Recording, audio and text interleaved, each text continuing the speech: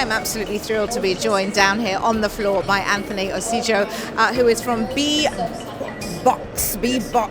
You're the CEO.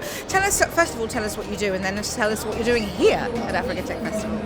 So I'm the Chief Executive Officer, CEO of Bboxx, which is an energy access company, which is based in 10 countries in Africa. We provide energy access to people who don't have energy access in Africa. We have over 400 customers. Our segment is focused on SHS, solar home systems, e-mobility, so battery-operated bikes, clean cooking, so trying to save the lives of people by reducing their exposure to coal and charcoal, by providing LPG alternatives, and then we also provide access to that technology by smartphones. What do you see the future looking like in terms of investment on the continent? And again, not as a homogenous entity, but as the continent. I'm extremely positive. I mean, this is a second career for me because I actually think that we need to lead that drive to invest in Africa. We need to bridge the perception risk gap, and it's better to, people have to lead from the front.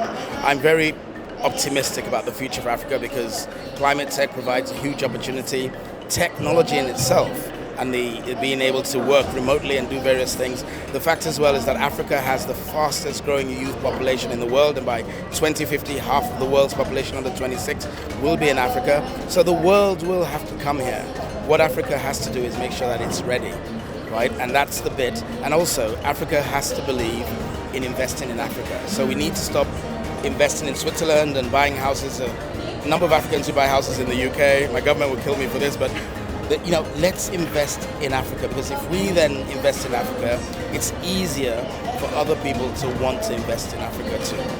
Africa, the world is coming. Are you ready? Anthony, thank you very much indeed for joining us. It's Africa Tech Festival 2024. Make sure that you are here joining us at the CTICC for more exciting updates, innovations and conversations for Africa Tech Festival.